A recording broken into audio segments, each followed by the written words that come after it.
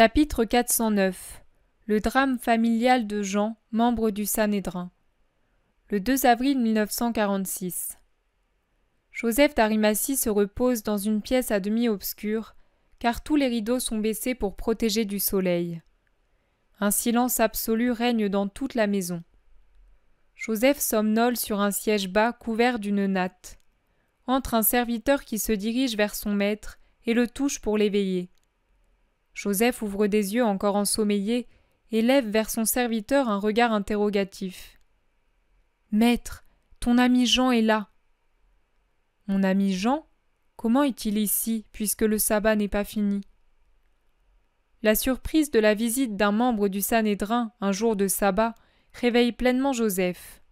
« Fais-le immédiatement entrer. » Le serviteur sort, et Joseph, en attendant, va et vient d'un air pensif dans la pièce à demi obscure et fraîche. « Que Dieu soit avec toi, Joseph !» dit le membre du Sanhédrin Jean. C'est celui que nous avons vu au premier banquet donné pour Jésus à Arimathie, ainsi que chez Lazare à la dernière Pâque, toujours en qualité, sinon de disciple, du moins de personnes qui n'éprouvent pas de haine envers Jésus. « Et avec toi, Jean, mais, te sachant juste, je m'étonne de te voir avant le crépuscule. » C'est vrai, j'ai violé la loi du sabbat, et j'ai péché en toute connaissance de cause, c'est donc un grand péché, et le sacrifice que je consommerai pour être pardonné sera grand lui aussi. Mais la raison qui m'y a poussé est beaucoup plus importante. Yahvé, qui est juste, aura pitié de son serviteur coupable à cause du motif sérieux qui m'a poussé à la faute. Autrefois tu ne parlais pas ainsi. Pour toi le Très-Haut était seulement rigoureux, inflexible, et tu étais parfait parce que tu le craignais comme un Dieu inexorable. Oh, parfait, Joseph, je ne t'ai jamais confessé mes fautes secrètes. Mais c'est vrai, je jugeais Dieu inexorable, comme beaucoup de gens en Israël. On nous a appris à croire qu'il est le Dieu des vengeances. Et tu as continué à le penser même après la venue du Rabbi, pour faire connaître à son peuple le vrai visage de Dieu, son vrai cœur, un visage, un cœur de père. C'est vrai, mais je ne l'avais pas encore entendu parler longuement. Cependant, tu te rappelleras que dès la première fois que je l'ai vu au banquet chez toi, j'ai gardé une attitude de respect, sinon d'amour pour le Rabbi. C'est juste, mais pour le bien que je te veux, je souhaiterais que tu arrives à une attitude d'amour pour lui. C'est trop peu que le respect. Toi tu l'aimes, n'est-ce pas, Joseph ? Oui, et je te l'affirme, bien que je sache que les princes des prêtres haïssent ceux qui aiment le Rabbi. Mais tu n'es pas capable d'être un délateur. Non, c'est juste, je voudrais être comme toi, mais y parviendrai-je jamais ? Je prierai à cette intention, ce serait ton salut éternel, mon ami. Un silence plein de réflexion s'installe. Puis Joseph demande. « Tu m'as dit qu'une raison importante t'a poussé à violer le sabbat. Quelle est-elle ? Puis-je te le demander sans me montrer trop indiscret ? Je pense que tu es venu pour obtenir l'aide de ton ami, et pour cela je dois être au courant. » Jean se passe la main sur son front large et légèrement dégarni, celui d'un homme fait, et le serre. Il caresse machinalement ses cheveux, qui commencent seulement à grisonner, sa barbe touffue et carrée. Puis il lève la tête et fixe Joseph. Oui, c'est un motif sérieux et pénible, ainsi que une grande espérance. De quoi s'agit-il ? Joseph, sache que ma maison est un enfer. D'ailleurs, bientôt, ce n'en sera plus une, tant elle sera dévastée, dispersée, détruite, finie. Quoi ? Que dis-tu ? Tu divagues ? Non, je ne délire pas. Ma femme veut s'en aller. Cela t'étonne ? Oui, parce que je l'ai toujours connue bonne, et votre famille me paraissait exemplaire. Toi, tu es toute bonté, elle toute vertu. Jean s'assied la tête entre les mains. Joseph poursuit. Maintenant, cette décision, moi, voilà, je ne puis croire qu'Anne ait fauté, ou que tu aies fauté, toi. Mais je le crois encore moins d'elle, qui ne connaît que sa maison, ses enfants. Non, de sa part il ne peut y avoir eu péché. En es-tu sûr? Vraiment sûr? Mon pauvre ami, je n'ai pas l'œil de Dieu, mais pour autant que je puisse en juger, c'est ainsi que je vois les choses.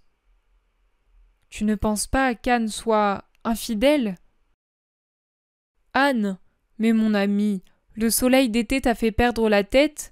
Infidèle avec qui? Elle ne sort jamais de chez elle, elle préfère la campagne à la ville. Elle travaille comme la première des servantes. Elle est humble, réservée, travailleuse, affectueuse pour toi, pour les enfants.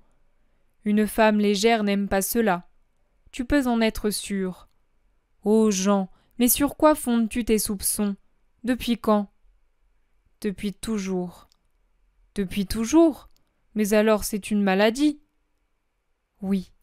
Et, Joseph, moi j'ai beaucoup de torts, mais je ne veux pas te les avouer à toi seul. Avant-hier, des disciples et des pauvres sont passés chez moi. Ils disaient que le rabbi venait chez toi. Et hier ce fut une journée de grande tempête pour ma maison. Si bien qu'Anne a pris la décision que j'ai dite. Pendant la nuit, et quelle nuit, j'ai beaucoup réfléchi, et j'ai conclu que lui seul, le rabbi parfait. Divin, Jean, divin. Comme tu voudras, que lui seul peut me guérir et réparer, reconstruire ma maison, me rendre mon âne, mes enfants, tout. L'homme pleure, et au milieu de ses larmes il continue. Car lui seul voit et dit la vérité, et je croirai en lui. Joseph, mon ami, laisse-moi rester ici à l'attendre. Le maître est ici, il va partir après le crépuscule. Je vais te le chercher. Et Joseph sort. Après quelques minutes d'attente, le rideau s'écarte de nouveau pour laisser passer Jésus. Jean se lève, puis s'incline en une salutation respectueuse. Paix à toi, Jean. Pour quelle raison veux-tu me voir? Pour que tu m'aides à voir, et pour que tu me sauves. Je suis très malheureux. J'ai péché contre Dieu et contre ma chère jumelle, et de péché en péché, j'en suis venu à violer la loi du sabbat. Absous-moi, maître. La loi du sabbat, cette grande et sainte loi. Loin de moi la pensée de la juger de peu d'importance et périmée. Mais pourquoi la places-tu avant le premier des commandements? Et quoi? Tu demandes l'absolution pour avoir violé le sabbat, et pas pour avoir manqué à l'amour et avoir torturé une innocente, pour avoir amené au désespoir et au seuil du péché l'âme de ton épouse? Mais c'est de cela que tu devais te tourmenter plus que toute autre chose, de la calomnie que tu as commise à son égard. Seigneur, je n'en ai parlé qu'à Joseph, il y a un instant, avec personne d'autre, sois-en sûr. Je dissimulais tellement bien ma douleur que Joseph, mon bon ami, ne s'est aperçu de rien et qu'il en a été surpris. Maintenant il t'en a parlé, mais pour me venir en aide. Le juste Joseph n'en soufflera mot à personne. Il ne m'a rien dit, sinon que tu voulais me voir. Oh, dans ce cas, comment es-tu au courant? Comment je le sais? Comme Dieu connaît les secrets des cœurs. Veux-tu que je te dise l'état du tien? Joseph est sur le point de se retirer discrètement, mais Jean lui-même l'arrête. Reste, tu es pour moi un ami. Tu peux m'aider auprès du rabbi, toi qui es le paranymphe de mon mariage. Joseph revient sur ses pas. Veux-tu que je te le dise? Veux-tu que je t'aide à te connaître toi-même? N'aie pas peur, je n'ai pas la main cruelle. Je sais découvrir les blessures, mais je ne les fais pas saigner pour les soigner. Je sais comprendre et être indulgent, et je sais soigner et guérir. Il suffit de le vouloir pour l'être. Toi, tu as cette volonté, c'est pourquoi tu m'as cherché. Assieds-toi ici, à côté de moi, entre Joseph et moi. Il a été le paranymphe de tes noces terrestres, et je voudrais être, moi, le paranymphe de tes noces spirituelles. Oui, je le veux. Et maintenant écoute-moi bien et réponds avec franchise à tout. Que penses-tu que soit l'acte de Dieu de la création de l'homme et de la femme pour qu'ils soient unis? Un acte bon ou mauvais? Bon, Seigneur, comme tout ce que fait Dieu. Tu as bien répondu. Maintenant dis-moi, si cet acte était bon, quelles devaient être ses conséquences? Bonnes pareillement, Seigneur, et elles le furent, bien que Satan soit entré pour les troubler, car Adam a toujours eu le réconfort d'Ève et Ève celui d'Adam. Ce fut encore plus sensible lorsque seuls, exilés sur la terre, ils furent le soutien l'un de l'autre. Et les conséquences matérielles furent bonnes elles aussi. Les enfants par lesquels se propagea l'homme et à travers lesquels brillèrent la puissance et la bonté de Dieu. Pourquoi? Quelle puissance et quelle bonté! Mais celle qui s'exerce en faveur des hommes. Si nous regardons en arrière, oui, il y a de justes punitions, mais il y a en plus grand nombre les bontés, et c'est une bonté infinie que l'alliance conclue avec Abraham, répétée à Jacob, et le temps passant jusqu'aujourd'hui, et cela par des bouches qui ne connaissaient pas le mensonge, les prophètes jusqu'à Jean. Et par celle du rabbi Jean, interrompt Joseph. Celle-là n'est pas une bouche de prophète, ce n'est pas une bouche de maître, c'est davantage. Jésus a un sourire à peine esquissé devant la profession de foi encore implicite du membre du Sanhédrin, qui n'arrive pas à dire « c'est une bouche divine », mais qui déjà le pense. Donc Dieu a bien fait d'unir l'homme et la femme, c'est dit. Mais comment veut-il qu'ils soient? Demande Jésus. Une seule chair. C'est bien. Or la chair peut-elle se haïr elle-même? Non. Un membre peut-il haïr l'autre membre? Non.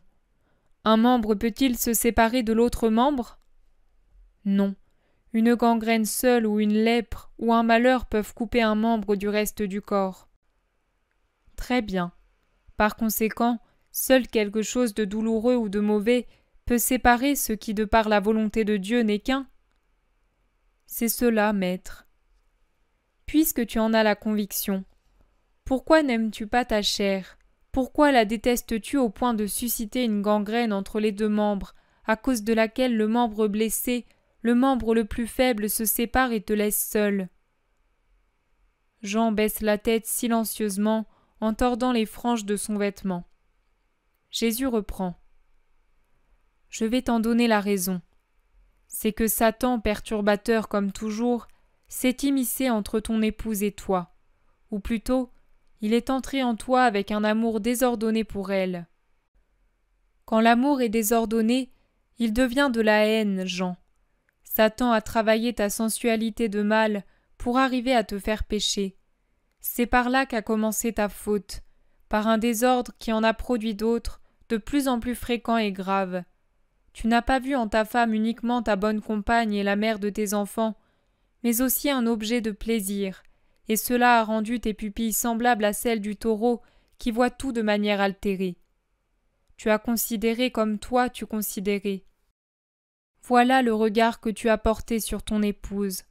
Joué pour ta volupté, tu l'as jugée telle aussi pour les autres, d'où ta jalousie fiévreuse, ta peur sans raison, ta tyrannie coupable qui a fait d'elle une femme apeurée, prisonnière, torturée, calomniée. Et qu'importe si tu ne lui donnes pas des coups de bâton, si tu ne lui fais pas des reproches publics. Mais ton soupçon est un bâton, ton doute une diffamation. Tu la calomnies en pensant qu'elle est capable d'arriver à te trahir. Qu'importe si tu la traites comme son rang te l'impose, mais elle est pour toi pire qu'une esclave dans l'intimité de la maison, à cause de ta luxure bestiale qui l'avilit plus que tout, et qu'elle a toujours supporté en silence et docilement, dans l'espoir de te convaincre, de te calmer, de te rendre bon. Or cela n'a servi qu'à t'exaspérer de plus en plus, jusqu'à faire de ta demeure un enfer où rugissent les démons de la sensualité et de la jalousie. La jalousie.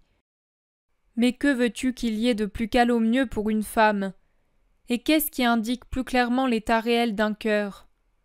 Crois bien que là où elle se niche, si sotte, si déraisonnable, si dénuée de fondement, si outrageante, si obstinée, non, il n'existe pas d'amour du prochain ni de Dieu, mais seulement de l'égoïsme.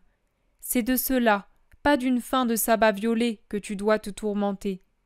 Pour que l'on te pardonne, il te faut remédier à la dévastation que tu as provoquée. Mais Anne veut s'en aller désormais. Viens la persuader, toi. Toi seul, en l'entendant parler, tu peux juger si elle est réellement innocente et… Jean, tu veux guérir et tu refuses de croire mes paroles? Tu as raison, Seigneur. Change mon cœur. C'est vrai, je n'ai pas de motif d'un soupçon fondé, mais je l'aime tant. Sensuellement, c'est vrai, tu as bien vu, et tout est ténèbres en moi. Entre dans la lumière, sors de cette atroce fièvre ardente des sens. Cela te sera difficile au début, mais il te coûterait bien davantage de perdre une bonne épouse et de gagner l'enfer pour payer ton péché de manque d'amour, de calomnie et d'adultère et le sien, car je te rappelle que celui qui pousse une femme au divorce se met et la met sur le chemin de l'adultère. Si tu sais résister pendant une lune au moins à ton démon, moi je te promets que ton cauchemar sera fini. Me le promets-tu?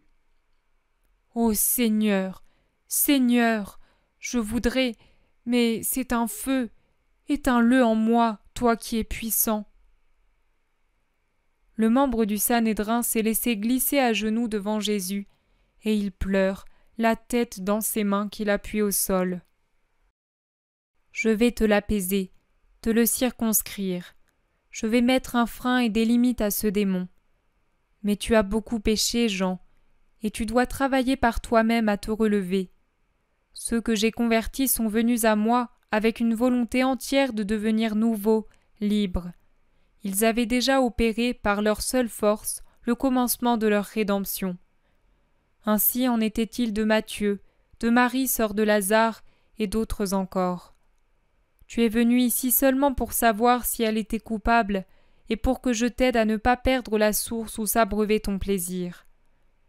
Je circonscrirai le pouvoir de ton démon, non pendant une lune, mais pendant 3 lunes. Pendant ce temps, médite et élève-toi. Propose-toi de commencer une nouvelle vie d'époux, une vie d'homme doté d'une âme, et non la vie de brute que tu as menée jusqu'à présent. Et fortifie-toi par la prière et la méditation, par la paix que je te donne pour 3 mois. Sache lutter, conquérir la vie éternelle, et retrouver l'amour et la paix de ton épouse et de ta maison. Va. Mais que vais-je dire à Anne? Peut-être vais-je la trouver déjà prête à partir. Quelle parole après tant d'années d'offense, pour la persuader que je l'aime et que je ne veux pas la perdre. Viens, toi. Je ne puis, mais c'est si simple. Sois humble. Prends-la à part et avoue ton tourment. Dis-lui que tu es venu me voir parce que tu veux que Dieu t'absolve. Et demande-lui de te pardonner, car le pardon de Dieu te sera concédé uniquement si elle le demande pour toi et te l'accorde en premier. Ah, malheureux, quel bien, quelle paix tu as perdu avec ta fièvre. Quel mal crée l'indiscipline des sens, le désordre dans les affections. Allons, lève-toi et repars serein. Ne comprends-tu pas que, parce qu'elle est bonne et fidèle, elle est plus déchirée que toi à l'idée de te quitter, et qu'elle n'attend qu'un mot de toi pour te dire « Tout est pardonné » ? Allons, va, le crépuscule est tombé à présent. Tu ne commets donc pas de péché en rentrant chez toi. Et comme tu en as fait un pour venir à ton Sauveur t'en absout. Va en paix et ne pêche plus. Ô Maître, Maître, je ne mérite pas ces paroles. Maître, moi, je voudrais t'aimer désormais. Oui, oui, va, ne tarde pas, et souviens-toi de cette heure quand je serai l'innocent calomnié. Que veux-tu dire? Rien. Va. Adieu. Sur ces mots, Jésus se retire et quitte les 2 membres du Sanhédrin, émus et enflammés de le juger vraiment saint et sage, comme Dieu seul peut l'être.